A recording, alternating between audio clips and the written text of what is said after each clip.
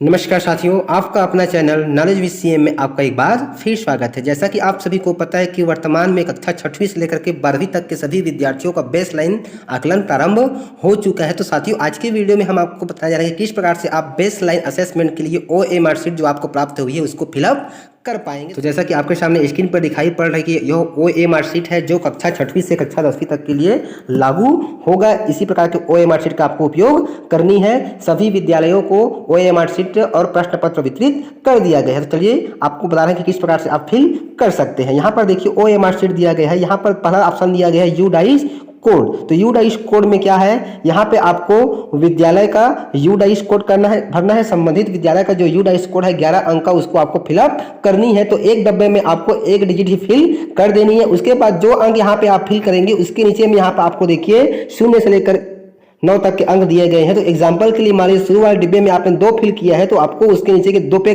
गोला करनी है।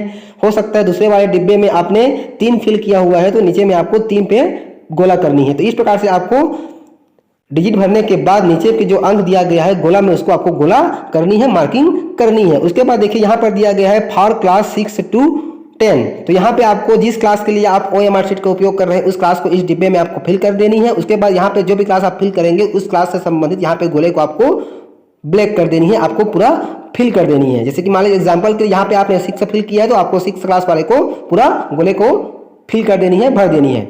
उसके बाद यहाँ पर टॉप में दिया है आपको टीचर सिग्नेचर। तो यहाँ पे आपको मूल्यांकन करता टीचर का जो भी है यहाँ पे आपको सिग्नेचर करनी है। सिग्नेचर करने के बाद यहाँ पर देखिए आपको मूल्यांकन विधि का 3 ऑप्शन दिया गया है। 0 यानी कि BL यानी कि बिगिनर्स लेवल, 1 यानी कि BCL यानी कि बिलो क्लास लेवल, और 2 मतलब होता है CAL यानी कि क्लास एप्रोसिएट लेवल। यहाँ पर देखिए हर विषय के प्रश्न के बाद आपको 3 ऑप्शन दिया गया है, 0, 1, 2, 3। तो यही इसका मतलब है 0 यानी कि आपको BL, और 1 यानी कि BCL, और 2 यानी कि CAL। तो मूल्यांकन करते समय आपको पता चल जाएगा कि आपको कौन सा कोड देना है, 0 देना है कि 1 देना है कि 2 देना है। तो जो भी आपका कोड आएगा उसमें आपको गोला करनी है। यहाँ पर देखिए आपको भरने के निर्देश दिए गए, सही तरीका क्या दिया गया। यहाँ पर देखिए जैसे कि प्रश्न 1 है तो उसका आपने विद्यार्थी का आकलन किया तो विद्यार्थी मान लीजिए कि 2 लेवल पे आ रहा है, CAL पे आ रहा है, क्लास एप्रोसिएट लेवल पे आ रहा है, तो आपको नंबर 2 को ही गोला करना है, 0 और 1 को ब्लैंक छोड़ देनी है। इस प्रकार से यदि आपने वहां पे टिक कर दिया या फिर क्लास कर दिया तो वहां गलत है। तो इस प्रकार से आपको फिल नहीं करनी है। यहाँ पर उसके बाद देखिए comment about male practice in assessment दिया गया है। 3 ऑप्शन दिया गया है। नंबर 1 में दिया गया है बच्चों ने एक दूसरे से नकल करने का प्रयास किया। तो इसको आप कब पता कर पाएंगे, जब आप बच्चों का उत्तर पुस्तिका का मूल्यांकन कर रहे होंगे, तभी आपको पता चल जाएगा कि यह लागू होता है कि नहीं होता। यदि लागू होता है उस विद्यालय के लिए तो आपको नंबर 1 पे गोला कर देनी है। नंबर 2 दिया है कि शिक्षक ने श्याम पट पर उत्तर लिख कर दिया है। यह भी आप मूल्यांकन करते समय आपको आभास हो जाएगा। तो यदि ऐसा है तो आपकी स्थिति में आपको 2 पे गोला कर देनी है। नंबर 3 में कहा गया है कि उत्तर पुस्तिकाओं में हस्तलेख एक जैसे है। यदि आपको लगता है कि सभी उत्तर पुस्तिका की जो लिखावट है एक जैसे दिखाई पड़ रही है तो आपको नंबर 3 का चयन करें। तो ये 3 बातें जो है आपको उत्तर पुस्तिकाओं का मूल्यांकन करने के बाद ही आपको पता चलेगा। तो इस प्रकार से आपको तीनों में से कोई एक ऑप्शन का चयन करना है। अब उसके बाद यहाँ पर देखिए हम देखते हैं रोल नंबर 1 यानी कि एक विद्यार्थी के लिए, रोल नंबर 2 यानी कि दूसरे विद्यार्थी के लिए, रोल नंबर 3 यानी कि तीसरे विद्यार्थी के लिए, रोल नंबर 4 यानी कि चौथे विद्यार्थी के लिए। तो इस प्रकार से आप एक OMR शीट में 4 विद्यार्थियों का असेसमेंट भर पाएंगे कक्षा 6वीं से लेकर कक्षा 10वीं तक के लिए। 11वीं और 12वीं के लिए क्या है कि उसमें केवल आप एक OMR शीट में 3 विद्यार्थियों का फिल कर पाएंगे। तो यहाँ पर देखिए कुल 5 विषय दिया गया है, मैथ्स, हिंदी, साइंस और यहाँ पे आपका इंग्लिश और सोशल साइंस। तो पहला कुल 3 प्रश्न पत्र होंगे। पहला जो प्रश्न पत्र है उसमें हिंदी और अंग्रेजी समावेश है। दूसरे प्रश्न पत्र में आपका विज्ञान और सामाजिक विज्ञान समावेश है, और तीसरे प्रश्न पत्र अकेला होगा जो गणित का होगा।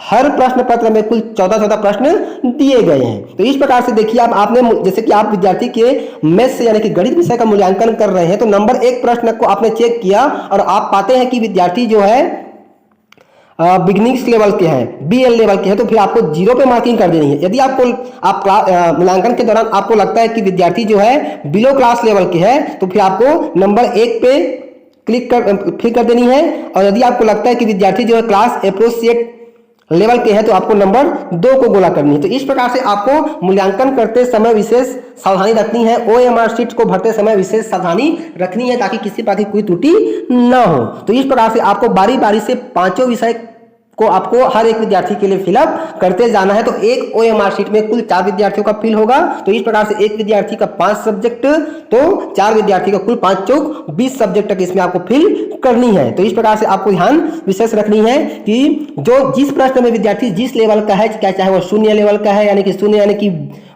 आपका BL, 1 यानी कि BCL और 2 यानी कि CAL, तो जिस भी लेवल के है उसी लेवल पे आपको क्लिक करनी है। सीधी सी बात है कि एक प्रश्न में केवल एक ही डिजिट पर आपको गोला करनी है, चाहे वह 0 हो, चाहे 1 हो, चाहे 2 हो। तो इस प्रकार से आपको इसको फिल कर लेनी है। उसके बाद देखिए यहाँ पे एक और चीज दिया गया है, राइटिंग प्रैक्टिस रिक्वायर्ड है। तो इसमें भी आपको देख करके आपको यस या नो पे आपको फिल करनी है। तो इस प्रकार से आप आसानी से कक्षा 6वीं से लेकर के 10वीं तक के विद्यार्थियों को OMR शीट फिलअप कर पाएंगे। अब जैसे कि यहां पर देखिए आपको रोल नंबर दिया गया है, तो हर विद्यार्थी का रोल नंबर 3 डिजिट का होगा। तो यहाँ पे हर एक डिब्बे में आपको एक एक डिजिट फिल करनी है। उसके बाद उसके नीचे के संबंधित अंक को आपको गोला करना है। तो चलिए आपको बताते हैं कि कौन किस क्लास के लिए रोल नंबर कहां से स्टार्ट होगा। तो जैसा कि आपको स्क्रीन पर दिखाई पड़ रहा है, यहाँ पर देखिए आपको दिखाई पड़ रहा है कि OMR शीट में स्कूल का UDAIS कोड लिखना अनिवार्य है और रफ कार्य हेतु आपको विद्यार्थी को अलग से कागज का उपयोग करना है। यहाँ पर देखिए स्पष्ट किया गया है कि विद्यार्थियों को प्रत्येक विद्यालय में रोल नंबर निम्नानुसार दिया जाएगा, यानी कि प्रत्येक विद्यालय का जो रोल नंबर है इसी सीरीज से प्रारंभ होगा। कक्षा 6वीं का जो रोल नंबर है वह 101 से प्रारंभ होगा, यानी कि पहले विद्यार्थी का 101, दूसरे का 102, इस प्रकार से। उसी प्रकार से कक्षा 7वीं का रोल नंबर 401 से प्रारंभ होगा।